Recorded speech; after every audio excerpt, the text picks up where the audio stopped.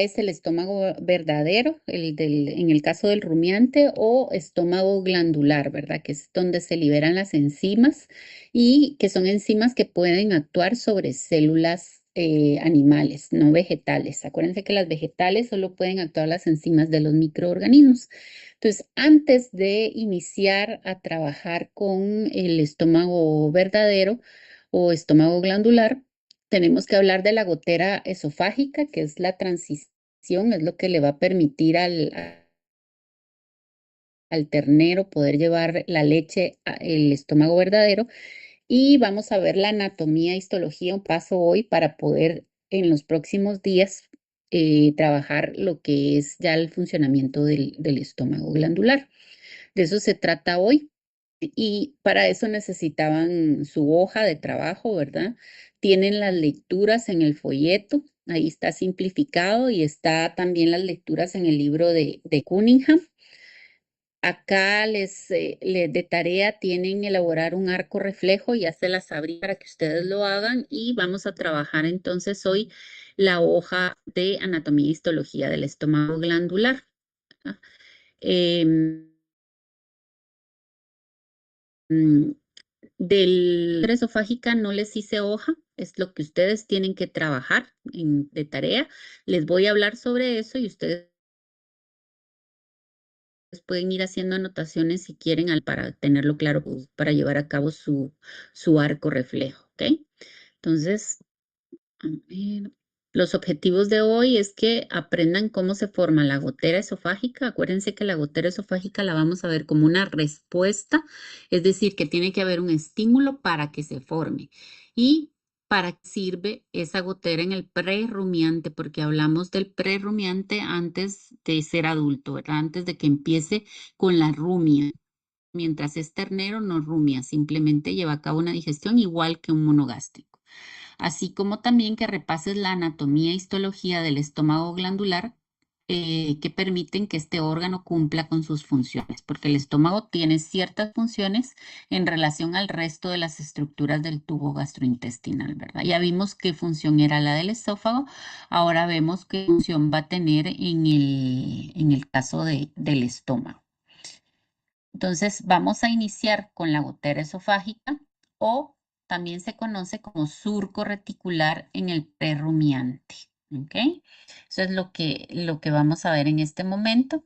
Y esta estructura, la función de la gotera esofágica es el transporte de la leche, es decir, llevar la leche de la boca al estómago verdadero, al abomazo. Esa es la función de esa gotera esofágica. Entonces, eso es antes de entrar al estómago verdadero. Aquí quiero que se ubiquen, ¿verdad? Se van a ubicar y van a observar si este es el rumiante adulto. Hagamos de cuenta que este es el bebé, ¿verdad? En estos animalitos, pues lo que se pretende es que la leche que viene a través del esófago, que es esto que está acá, los voy a dibujar acá. Vamos a ver. Aquí tenemos el cardias, ¿verdad? Aquí viene la leche y lo que quiero es que no se vaya para acá. Yo no quiero que la leche se vaya para acá, ni hacia acá, ni hacia acá. ¿Ok? Entonces, ¿qué es lo que hace? Esto es lo que yo no quiero. ¿Ok? Le pongo una X porque no quiero eso. ¿Qué es lo que yo quiero? Que esto que entra en el esófago pase directamente al orificio retículo-omasal y de una vez al estómago verdadero. ¿Por qué? Porque si la leche me cae aquí o me cae aquí, se va a fermentar. Y si se fermenta, voy a tener una timpanización. Y no quiero eso en mi ternero.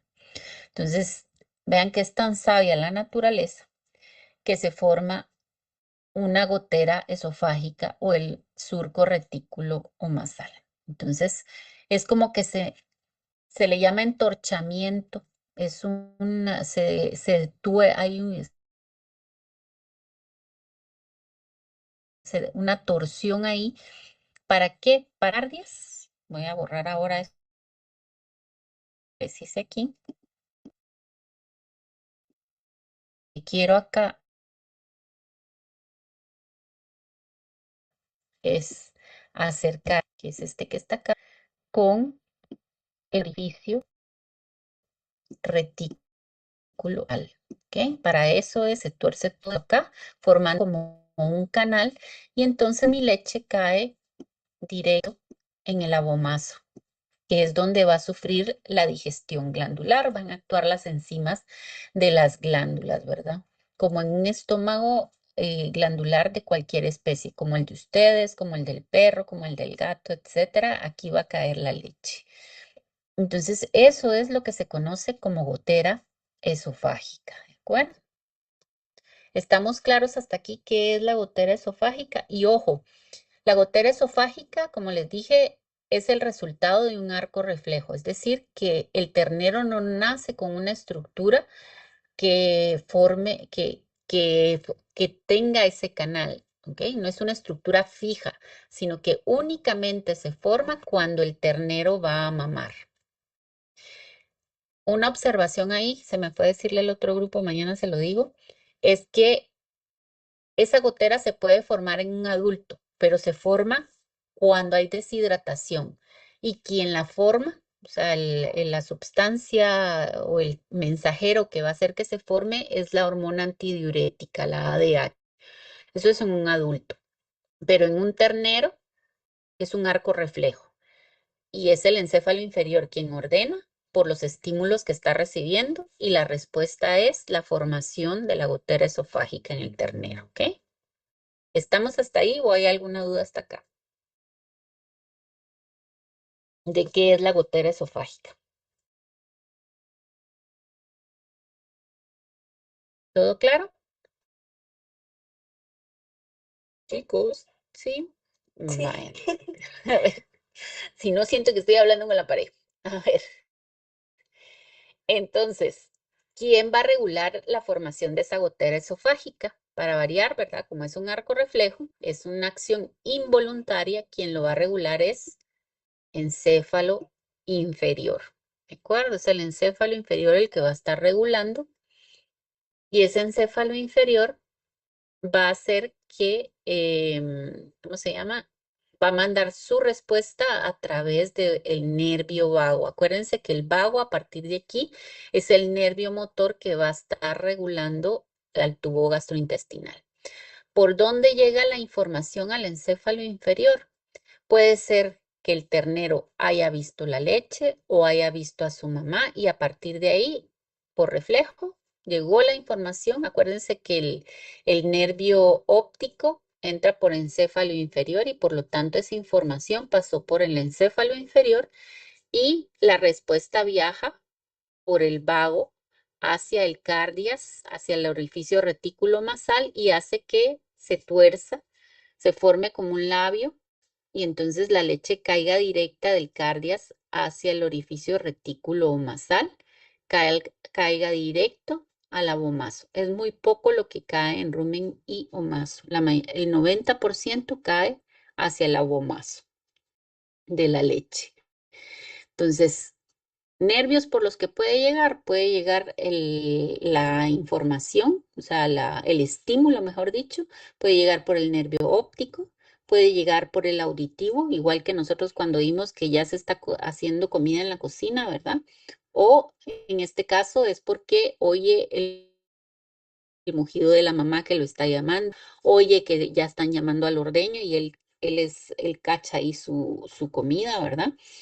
Puede ser el olfatorio. Si estamos dando en cubeta, siente la leche. Solo ojo con las cubetas, hay que tener cuidado porque en general para mí es realmente el levantar la cabeza lo que estimula la formación de esa gotera. Otro estímulo que puede recibir es cuando ya está entrando la leche a través de la boca hacia el esófago. Hay receptores de sodio que también envían información y lo recibe a través del nervio trigémino. Es decir, que mis neuronas sensitivas, las neuronas aferentes o sensitivas son somáticas porque están en medio externo, están captando información de medio externo, le están llevando a encéfalo inferior. Y la respuesta, el único nervio que responde es el vago que lleva la respuesta para que se forme la gotera esofágica. ¿Qué neuronas tiene el nervio vago? Si esto es músculo liso, pues motoras inferiores del sistema nervioso autónomo parasimpático, ¿verdad? Eso ya ustedes lo saben. Y es el que lleva la respuesta para la formación de esa gotera. Es decir, que mi gotera esofágica es una respuesta de un arco reflejo y solo se va a formar cuando recibe los estímulos. Si no, no hay formación de gotera esofágica. Entonces ahí ya tienen ustedes para hacer su tarea la información que necesitan. ¿Sí, Isabel? Doctora, y por ejemplo, cuando ellos ya empiezan a comer forraje, desaparece la gotera. Pues ya no se forma porque no hay estímulo. La leche era la que estimulaba. Una vez empiezan a comer forraje, el forraje empieza a caer del lado del omaso y del rumen, ¿ok? Y entonces, mejor dicho, entre el retículo y el rumen, ¿verdad? Cae eso y empieza a estimular la formación ¿cómo se llama? De los ácidos grasos volátiles. Hay un momento, vamos a ver que hay una transición en que maman y comen también. Entonces, la leche es la que estimula la formación de la gotera. Si consumen pasto, el pasto va a caer en el rumen. ¿Sí, María René? Disculpe, doctora, ¿dónde mencionó que participaba el trigémino? El trigémino es cuando llega información a nivel de la faringe, hay unos receptores de sodio que vienen en la leche. Entonces, cuando esos receptores captan esa información, la información viaja por el nervio trigémino. No sé si estamos ahí, María René. Sí, gracias. ¿Ok? Bueno, entonces, ojo, porque el 90% de la leche cae en el abomazo. Un 10% puede caer en el retículo y en el rumen y omazo. ¿Por qué? Porque esa misma leche que está cayendo ahí permite que se vaya agregando la microbiota y que empiece a practicar a fermentar, a hacer digestión fermentativa, pero es de poquitos, porque si le cae toda esa leche de un solo en ellos, ¿qué es lo que pasa cuando damos leche en cubeta y no los enseñamos? Porque es enseñarle, ¿verdad? Ahí sí es memoria, es la memoria la que va a ir a estimular al encéfalo inferior. Ese 90% cae en abomazo, es lo que donde va a ser digerida la leche. Ah, Entonces, ajá, mencionó que para pero a sí, nivel de la formación de la gotera. ajá, sí, nervio parasimpático, no sé si esa era la duda. Ajá, No, no, no, o sea, sí a nivel del músculo, en sí del abomasio. ajá, exacto, Ah, es a nivel de músculo no del abomazo, sino es el músculo que está, todo ese músculo que está entre el cardias y el orificio retículo masal es el que como que se torciera, ¿verdad? Da un ujú, giro y entonces forma un canal. Se le ya, llama entorchar porque lo que hace es como reducir la distancia, ¿no? Está reduciendo la distancia entre el cardias y el orificio retículo masal para que no caiga la leche acá. ¿De acuerdo? ya, Y gracias. es el músculo liso, ¿ok? Ahí sí es músculo liso porque sin él no se podría llevar a cabo.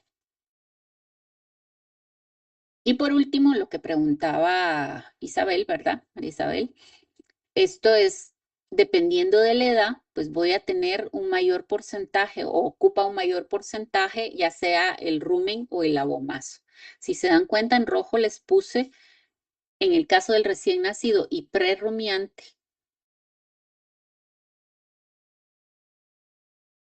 el abomazo es el que ocupa el sexo de esos preestómagos. ¿Ok? Esto sí era el tamaño relativo de los preestómagos y el abomazo. Entonces, cuando acaban de nacer y son prerrumiantes, pues la infancia la tiene el abomazo de sufra digestión química, ahí interviene con las enzimas proteolíticas, las que rompen proteína, porque acuérdense que la leche tiene caseína. Por eso es que le llaman cuajar a la bomazo, porque tiene enzimas. En el campo para hacer queso utilizan esa parte del tracto gastrointestinal.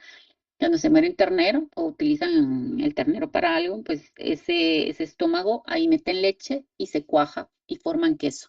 ¿Ok? Es una manera artesanal de hacer leche, porque el abomazo tiene enzimas. Y ya según va consumiendo pasto, según va desarrollando sus papilas, va aumentando de tamaño también el rumen. Vean, pasa de un 25 a un 65 hasta llegar al 80%, a llegar a ocupar el 80%. El que casi no cambia su porcentaje, ¿verdad? Es el retículo, es un 5 a lo largo de todo el crecimiento. Reduce tamaño el omazo ligeramente y el abomazo sí es el que reduce totalmente. Pasa de ocupar un 60% a un 7-8%. Y entonces no olviden que ahí también se están desarrollando las papilas para poder absorber los ácidos grasos que se van a formar en el rumen. No sé si ahí quedó más claro, Isabel, porque creo que usted creo que fue la que me preguntó eso. Entonces, Sí, pero ¿sí? Ok. Entonces aquí va desapareciendo, conforme va dejando de tomar leche, va dejando de formarse esa gotera esofágica, a excepción que este adulto esté deshidratado. Y entonces al haber deshidratación, acuérdense que se libera la hormona antidiurética que vieron con la doctora Castro, y esa hormona entonces hace que se forme también esa gotera esofágica para que el agua del esófago hacia el estómago, intestino delgado, que sea más rápido su llegada hacia los intestinos y que se pueda absorber. Acuérdense que a nivel de intestino grueso es donde más agua se absorbe. Entonces, para eso es que se forma en el adulto, no para tomar leche, sino para que el agua llegue rápidamente a donde se puede absorber. ¿De acuerdo? Entonces, esa era la parte de la gotera esofágica, que es la que me hace la transición de un ternero a un rumiante y que entendamos que el estómago verdadero de ese ternero funciona exactamente igual que ¿cómo se llama esto? Que un estómago de un perro, de un gato o de nosotros, ¿verdad? Va a tener la misma función. Y ahora sí, pasamos a la presentación donde está la parte de anatomía y de histología. El estómago glandular o abomazo en el caso de los terneros, que es lo que nos interesa, o en el caso de un rumiante. El abomazo funciona exactamente igual que el estómago glandular, ¿de acuerdo? La única diferencia es el tamaño, acuérdense que el bistec del rumiante son los microorganismos y entonces no va a necesitar tanto espacio para almacenar como el caso de un monogástrico, ¿verdad? De un equino o de un perro o de un gato, etcétera. No necesita tanto espacio y por eso es que lo vemos diferente, pero funciona exactamente igual. ¿Cuál van a ser las funciones generales del estómago glandular? Va a ser digestión, ¿ok? Es una gestión. Aquí no hay absorción, si se dan cuenta, me descartan lo que es absorción en un estómago glandular. Él solo lleva a cabo las características de su mucosa, poder llevar a cabo solo digestión. ¿Qué tipo de digestión hace el estómago? Mecánica y química. ¿Qué capa del estómago sería la responsable de llevar a cabo la digestión mecánica? ¿Y cuál la química? ¿Quién me responde eso?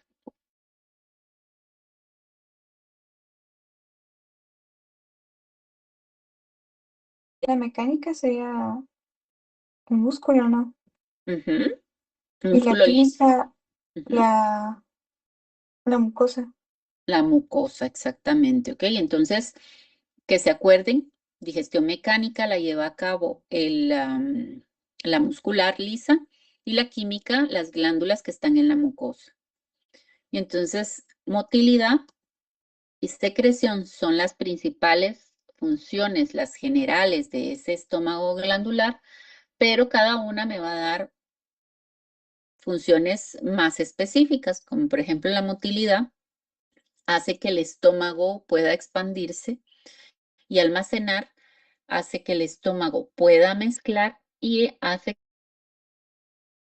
que el estómago pueda llevar a cabo una digestión mecánica, como que fueran los dientes, solo que es la musculatura, como lo que hicieron ustedes en el mortero. ¿Ok? Con el pistilo estuvieron haciendo presión sobre la carne y sobre el pan hasta que los igual hace la capa muscular con su motilidad. Almacén permite que el estómago se distienda para almacenar todo lo que está consumiendo para luego ya cumplir, que es mezclar ese alimento con las enzimas de ácido clorhídrico. Y de digestión mecánica, la misma función que con los dientes, ¿ok? Secreción, tenemos dos tipos de secreción, una secreción endocrina y una secreción exocrina. ¿Okay? Endocrina, acuérdense que es que va hacia medio interno, son hormonas que me van a ayudar a regular la función de ese tracto gastrointestinal. Y la exocrina es como tal lo que va a secretar hacia la luz del estómago para poder llevar a cabo la digestión glandular, ya sea con el ácido clorhídrico o con enzimas específicas. ¿De acuerdo? Esas son las funciones que tiene mi estómago. La motilidad con la capa muscular y la secreción con las glándulas de la mucosa. Unas van hacia medio interno, la secreción, y otra va hacia el medio externo, que es la exocrina. Y entonces la digestión glandular a esa capa células animales, es decir, somos de un carnívoro o un omnívoro, pues va a poder degradar un bistec, carne, la carne de pollo, la carne de res, la que ustedes quieran, la va a poder degradar con células animales. En el caso del rumiante, su bistec, decíamos el otro día, ¿verdad? Son los microorganismos que representan eso, lo que en microscópico, que por eso es que no necesita un gran espacio tampoco, porque va a degradar esos microorganismos, son microscópicos, y en el caso del ternero, pues la leche, ¿verdad? Y en el caso de nosotros también, porque son productos, son subproductos animales, es decir, que traen biomoléculas y lo que quiero es degradar esas biomoléculas, ¿verdad? Entonces, lo primero que vamos a obtener de aquí son biomoléculas, proteínas, carbohidratos y lípidos. Si se acuerdan, cuando estaban moliendo la carne, lo que están haciendo es desgarrando. ¿Para qué? Para que sea más fácil o picando, si están cortando con un cuchillo ustedes, están haciendo más pequeños los pedazos para que sobre ellas puedan actuar las enzimas. Y entonces ahí ya tienen la imagen que tienen en su hoja para repasar anatomía. O sea, esto ya ustedes lo conocen, ya solo es de recordarse. Les pongo lo que es los preestómagos y el estómago verdadero del rumiante. Vean aquí. ¿Qué diferencia va a haber aquí? Que el estómago verdadero del rumiante se conecta con el omaso. En cambio, en el caso de un monogástrico, pues el estómago se conecta directamente con el esófago. Esa es la diferencia, pero el funcionamiento es exactamente igual. Es la anatomía lo que cambia por la posición en que está el estómago. Entonces, tienen una entrada al estómago acá, que ese sería el cardias, que es la entrada desde el esófago hacia el estómago del alimento, y la salida, que es el píloro, ¿verdad? Es el orificio de salida, el esfínter de salida, que va a permitir que salga el contenido. ¿De acuerdo? Ahí ya se parece al abomazo, porque el abomazo se conecta con el intestino delgado, al igual que el estómago de cualquier monogástrico. ¿Ok? Entonces, entrada, cardias, salida, píloro, que es lo que tienen aquí. El cardias y el píloro. ¿Ok? Entrada al estómago, salida del estómago. Luego tienen, los dividen en un fundus. Eso es anatomía, es como se los da el doctor Llerenas.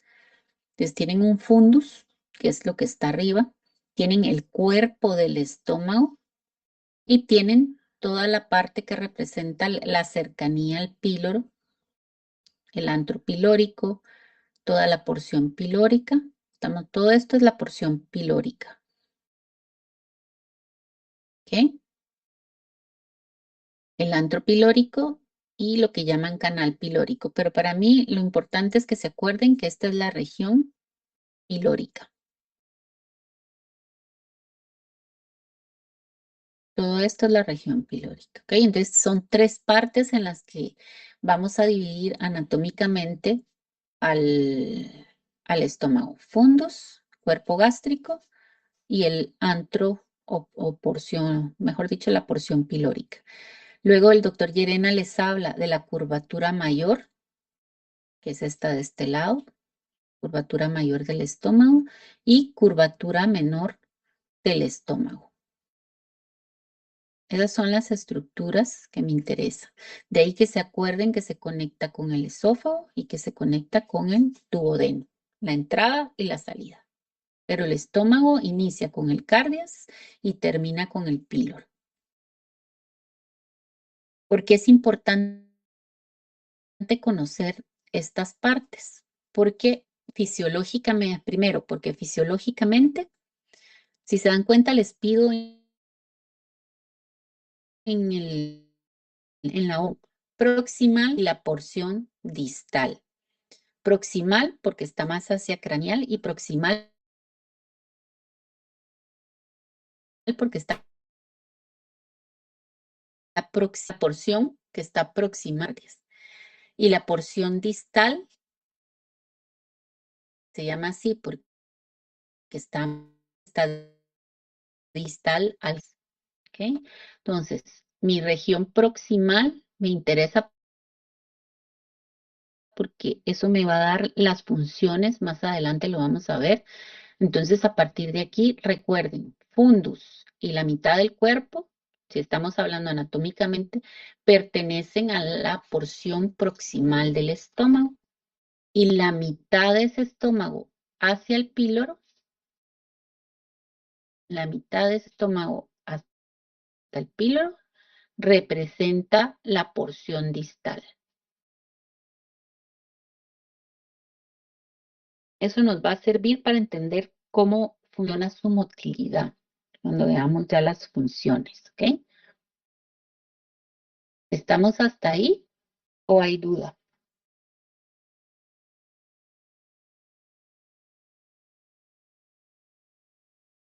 ¿Lo tenemos claro? Sí. Vamos entonces. Aquí nada más era para que vieran, ¿ok? Aquí, de aquí para acá sería la proximal y de aquí para abajo la distal. Ahora, ¿de qué les sirve a ustedes saber la curvatura menor y la curvatura mayor?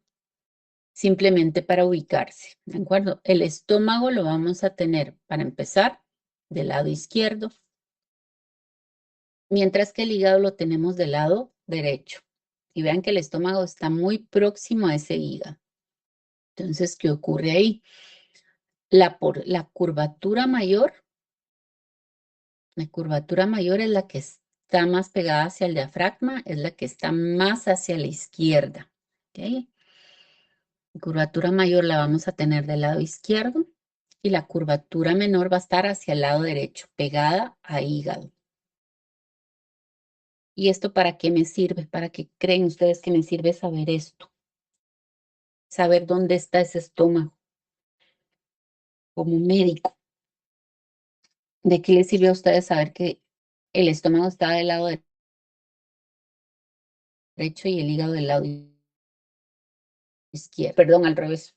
El estómago del lado y el hígado del lado derecho. ¿De qué les sirve a ustedes como médicos?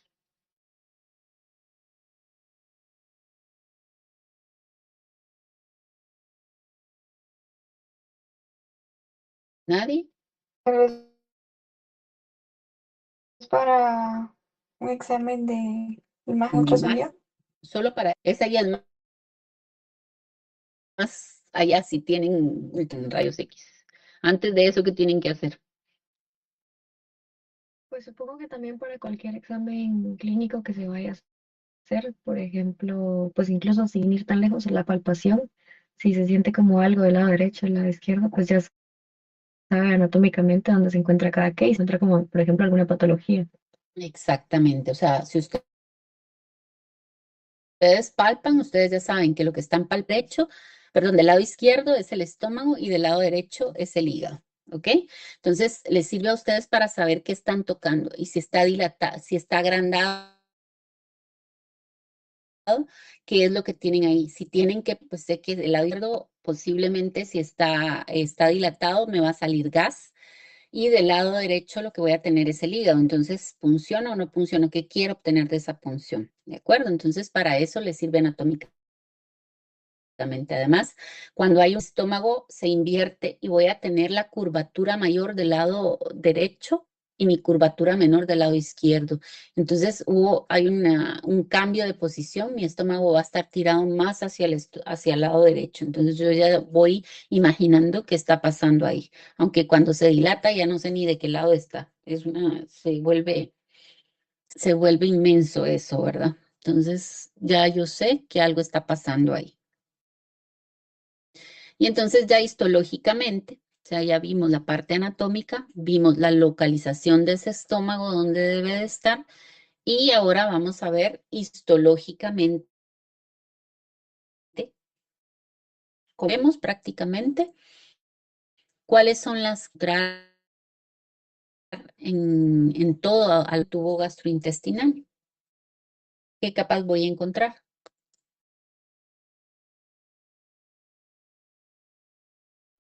La mucosa, submucosa muscular Ujú. y seros Y adventicios. cero. Ok, entonces ustedes ubíquenlo ahí, pueden utilizar cualquiera de las flechitas, vamos a ver la más externa, o le hacen ustedes una externa para marcar la serosa, que es todo esto, ¿verdad? O si quieren marcarla, esta que está aquí, la alargan y ponen serosa, la capa más externa. ¿Sí, Jamie? Doctora, perdón, solo con lo anterior tengo una duda, como en la parte donde se encuentra el píloro, hay como varias, pero Ujú. como tal, usted en hoja se le puso píloro y ando pilórico, pero no sé cómo, en qué flechita podríamos ponerle. Aquí, este es el duodeno. Acuérdense que es esto que están viendo aquí. ¿Ok? Es lo mismo. Esto que está angosto aquí sería el píloro. Y todo esto es mi región pilórica. ¿Ok? Mi región o porción pilórica es todo esto. Entonces, solo es para que ustedes sepan qué pertenece a la porción distal y qué pertenece a la porción proximal. ¿Ok? Estamos. Cuando se refiere a antro pilórico, ¿es una parte en sí o es general como por decir la región pilórica? No, vean aquí la flecha. Este es el ácito.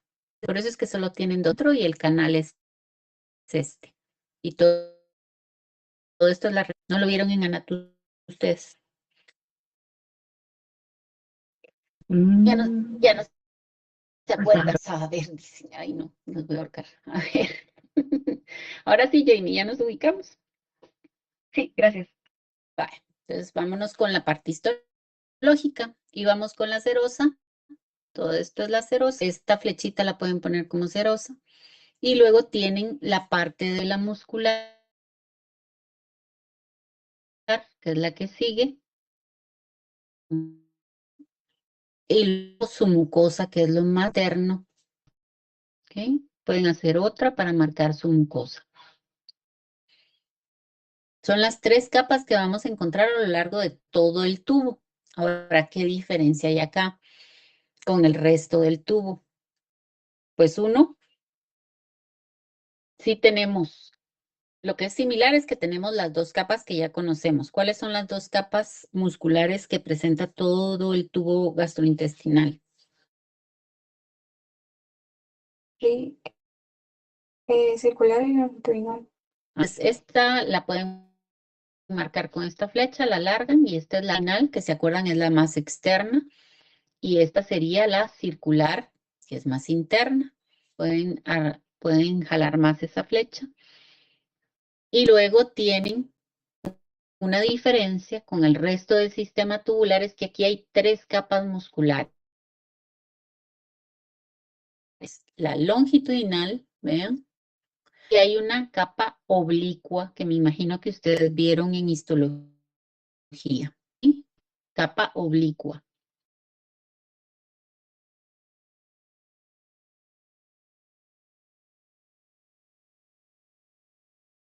Vean que va como atravesando el estómago. ¿Por qué? Porque esta me ayuda a una mayor funciones, pues ustedes ya lo en la longitudinal, da el peristaltismo,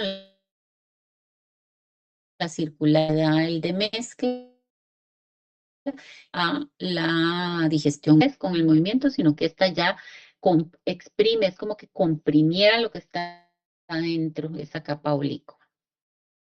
Por eso es que se necesita, porque el estómago tiene que hacer mayor fuerza para poder hacer una digestión mecánica. Porque es más, es una bolsa, ¿verdad? No es como el intestino, que es un tubo, aquí es una bolsa prácticamente. Y la mucosa cambia en relación al rumen. Si se acuerdan, el rumen tenía papilas para tener una mayor superficie de absorción. Si nos fuéramos al intestino delgado, pues tendríamos microvellosidades por acá, ¿verdad? Y eso me aumenta la superficie de absorción. En cambio, vean, la mucosa del estómago forma como pliegues que se van, según se va dilatando el estómago, esos pliegues se van perdiendo. Cuando hagan necropsia, observen esa mucosa y es lisa. Ustedes no ven como en el intestino que se siente como una esponjita. El del estómago es completamente lisa. ¿Por qué? Porque su función es secretar, no absorber, absorbe absolutamente nada. Aquí lo que se hace es secretar. Hay glándulas que van a sacar secreción y hay glándulas del medio interno. ¿Ok? Entonces la función de la mucosa va a ser secreción de la capa muscular, motilidad. Pero vean, secreción. Aquí en ningún lado ven ustedes absorción, a diferencia de acá en el rumen, que había las papilas para absorber. ¿Estamos claros ahí? El que me ponga que en el estómago hay absorción, lo cuelgo del techo, porque aquí no puede haber absorción. Solo,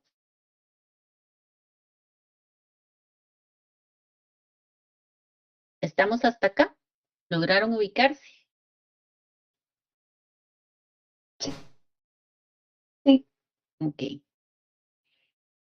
¿Cómo se mucosa? Porque además, según el área de la que estemos hablando, esa mucosa puede estar y diferentes en la región donde estemos hablando del estómago. Entonces, primero les explico que la región mucosa gástrica, o sea, toda esa mucosa va a tener una región aglandular, es decir, que no hay glándulas, no va a tener glándulas, por lo tanto, no va a haber secreción y está compuesta de epidermotífica. ¿Okay? Un epicomosustrato. Eso es la región aglandular y depende de la especie, va a estar ubicada en diferente lugar. Región glandular, es decir, esa región va a estar llena de glándulas y entonces va a secretar, ya sea hacia medio interno o ya sea hacia medio externo. Entonces, la primera región se conoce como mucosa cardíaca. Cardíaca, ¿por qué? Porque está cerca del cardio. Luego tienen mucosa gástrica propia, así que es el cuerpo, y mucosa pilórica, quiere decir que es la mucosa que está cerca del píloro, ¿verdad? Entonces, la glandular va a tener diferentes tipos de glándulas según la región donde estemos hablando. Tiene una región cardíaca, una región gástrica propia y una mucosa pilórica. ¿Ok? Una región pilórica. Entonces, acordémonos, la mucosa puede tener un área donde no hay secreción y un área donde hay secreción. Y se divide en tres según el tipo de secreción que tenga. Y entonces ahora la vamos a ubicar. ¿Dónde está cada una de esas regiones? Entonces, ustedes tienen este dibujo, que es muy parecido al del humano, mejor dicho, este es de humano. Luego tienen la del perro, ¿ok? Tienen la de cerdo, tienen la de caballo, tienen la de rata, que son estómagos muy parecidos en su forma. El que más difiere es el de la rata. Tiene muy cerca el esófago de la salida del estómago, si se dan cuenta. Se conecta aquí el tubo y aquí sale el contenido, ¿verdad? Entonces, acá les tengo yo el de la vaca y la llama, solo para que vean que acá es aglandular, porque acá lo que hace es absorber, ¿ok? Igual la llama donde tiene las papilas o la mucosa que absorbe, ¿verdad? Entonces, solo es para que vean la diferencia entre uno que rumia y otro y los demás que son monogástricos, que no van a rumiar. Entonces, ustedes deciden qué estómago, solo le ponen de quién van a trabajar el estómago. Si este estómago va a ser el de un humano, el de un perro, el de un cerdo, el de un caballo o el de una rata. Solo le ponen nombre, qué mucosas van a trabajar. Vean los pliegues que les decía. No hay microbiosidades, sino que son pliegues. Tienen su entrada, si le quieren poner otra vez acá, el cardias y el píloro para que se ubiquen. Acá está el duodeno y acá está el esófago. Entrada y salida.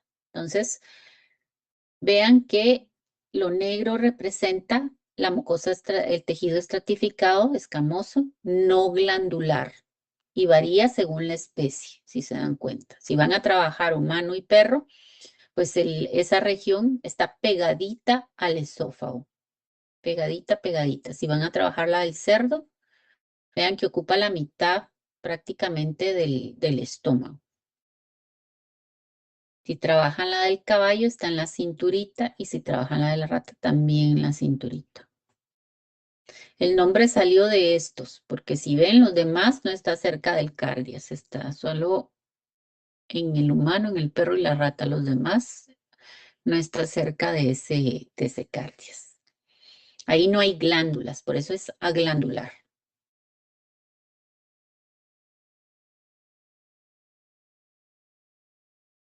Es lo que tienen en negro. Luego tienen todo lo demás es glandular. ¿Ok? ¿Cuál es la idea supuestamente de esto? Que no haya contacto porque no queremos que el ácido pase a esófago o en las demás especies que ese ácido pasa donde se esté almacenando. ¿Ok? Entonces, a glandular y el resto es glandular. Entonces, la del cardias, la mucosa del cardias, que está en negro, esa solo secreta moco nada más. Lo único que va a secretar es moco y bicarbonato. Y es un moco espeso para proteger. Esa es la función de las glándulas del cardias. Luego tienen la mucosa gástrica propia. Igual vean, depende de la especie donde está.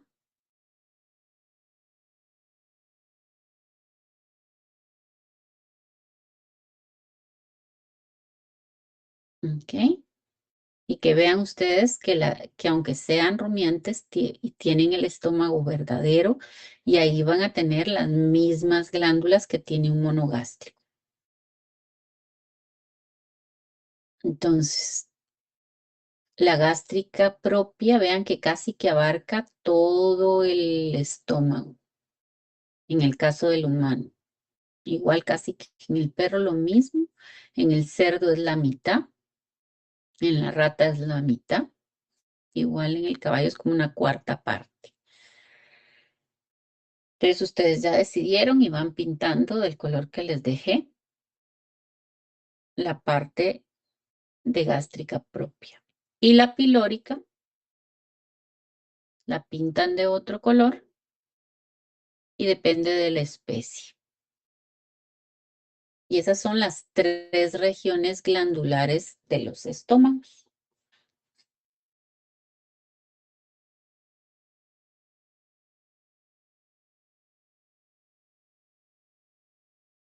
¿Estamos hasta ahí?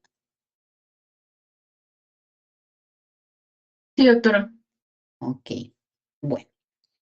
Entonces, continuamos y vamos a ver entonces, vamos a agarrar un pedacito de estas porciones para conocer la glándula, qué es qué es lo que secretan esas glándulas, ¿ok?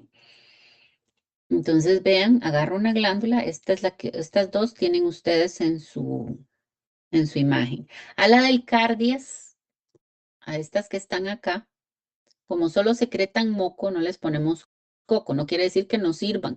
El moco sirve para proteger y es lo que simula muchas veces ¿cómo se llama esto? La leche de magnesio y todo lo que se pone para proteger ese tracto, ¿verdad? Está simulando ese moco. Lo que queremos es proteger la mucosa. Entonces, ahí tienen las glándulas. Le vamos a poner mucho coco a dos tipos de glándulas, la parietal y la pilórica, solo para que se pongan ahí. Las glándulas parietales y las glándulas pilóricas, es a las que les vamos a poner atención ahorita, ¿ok? Sea cual sea, glándula parietal o glándula pilórica, no importa, están conformadas de la misma manera. Vean que ustedes tienen una línea acá, agarrar el lápiz. Ustedes pueden tirar la línea a lo largo de las dos glándulas porque las dos son iguales. Aquí estaría el cuello, ¿ok? Esto sería el cuello. Aquí estaría el cuerpo y aquí estaría el fundus, ¿ok? El fondo de esa glándula. Ya sea la parietal o la pilórica, están iguales. Cuello, cuerpo y fundus.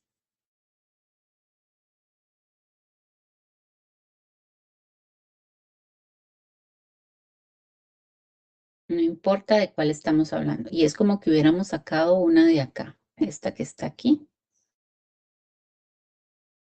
¿verdad? Después lo que sacamos para acá, igual tienen su cuello, su cuerpo y el fundus o fundus. Tienen células de la superficie, que son las que están aquí, estas de aquí, que también su función es secretar moco para proteger la mucosa de las enzimas que están saliendo, del ácido que esté saliendo, entonces secretan moco. Un moco muy espeso. Y luego las del cuello también secretan moco, pero más líquido, porque lo que están es protegiendo a la glándula. Y ya en el cuerpo y en el fondo encontramos diferentes tipos de células secretoras. Dependiendo de la glándula, vamos a ver de qué tipo de célula tiene la glándula. Las glándulas parietales se diferencian de las pilóricas en lo que produce. Pues ahí es también solo para que vieran de dónde proviene, ¿verdad? Es como quitar el pedacito del estómago y me enfoco en las glándulas que hay. Y esto es pura histología. De ahí solo con microscopio lo pueden ver. Y entonces ahí tienen mucosa gástrica propia, o sea que esta que está acá, la mucosa gástrica propia, lo que va a tener en mayor cantidad son glándulas parietales. Y la mucosa pilórica lo que va a tener en mayor cantidad son las glándulas pilóricas. Si quieren ubicarlas en los dibujos de arriba, lo pueden hacer para que no se les olvide que en la mucosa gástrica propia son las glándulas parietales y en la mucosa pilórica, pues las glándulas pilóricas. Vean aquí, glándulas parietales, su secreción es exocrina para que vean la función. ¿Ok? Las parietales, secreción exocrina. Y las glándulas pilóricas tienen exocrina y endocrina en función. Y entonces ambas tienen células mucosas del cuello. Las dos producen moco. Ambas producen pepsinógeno, gelatina lipasa,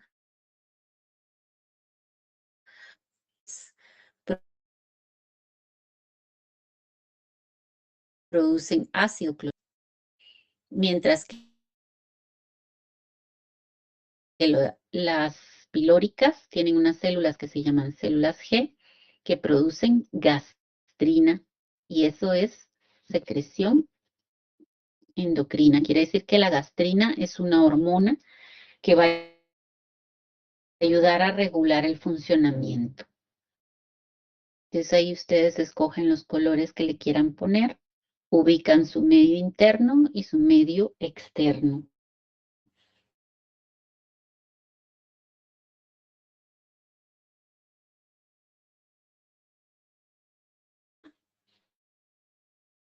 Sí, doctora, solo con una consulta. Había mencionado algo de las células, no me recuerdo si eran las mucosas del cuello, que unas secretaban un moco un poco más Espeso como, y ajá, otro más líquido. Aquí exacto.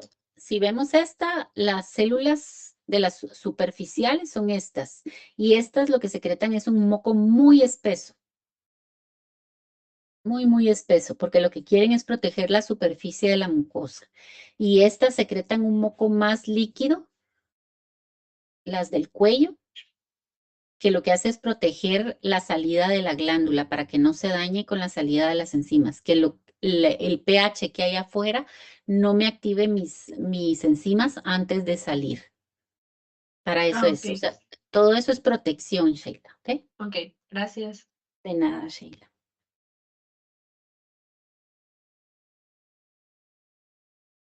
¿Estamos hasta ahí? Entonces, si se dan cuenta, casi que son prácticamente iguales, ¿verdad?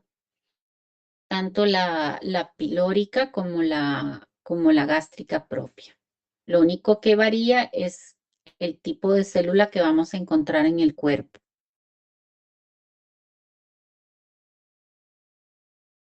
¿Alguien sabe para qué sirve el factor intrínseco? ¿Lo han oído mencionar? ¿Cuál es su importancia? Que el ácido clorhídrico sí lo sabe.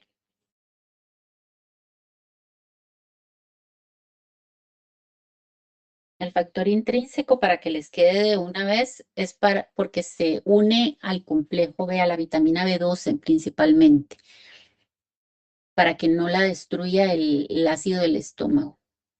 Que se une para llevarla como que fuera carrito hasta llegar al intestino delgado donde se va a absorber. Para eso es el factor intrínseco. Y es la misma célula que produce el ácido clorhídrico, el que produce el factor intrínseco para proteger a la vitamina B.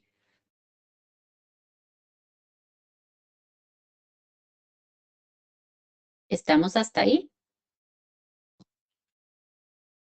¿O hay alguna duda? Sí, Eso es un repaso, ¿verdad? Porque ustedes esto ya lo vieron, es que refresquen otra vez porque todo esto nos va a servir el día de mañana para poder empezar a ver cómo funciona, cómo se regula ese movimiento y esa secreción del estómago en las diferentes fases, en la fase psíquica, en la fase gástrica y en la fase duodenal. ¿Se acuerdan? Repasen esas fases para poder entender el día de mañana, que se acuerden qué es eso. Entonces, en cada fase, pues o van a ser muy similares quienes regulan o va a ser algo diferente dependiendo en qué fase está. Pero vamos a ver cómo va a funcionar. Y para eso necesito recopilar y retomar mi histología y mi anatomía. ¿De acuerdo? No sé si quedan dudas, si no, hasta aquí y esa es la hoja que me sube. la gastrina dijo que era endocrina, ¿verdad? ¿Qué era qué? Endocrina. Ajá, es una hormona, es un mensajero que va a avisar. Ujú. Y entonces va a ayudar al nervio vago. ¿Se acuerdan que el vago es el que va a estar regulando, es el que lleva la respuesta del encéfalo inferior? Pues las hormonas aquí van a estar actuando en sinergismo con el sistema nervioso. Y la gastrina es una de ellas. Después vamos a ver para qué sirve, pero que ustedes sepan que esa es una diferencia entre las dos glándulas.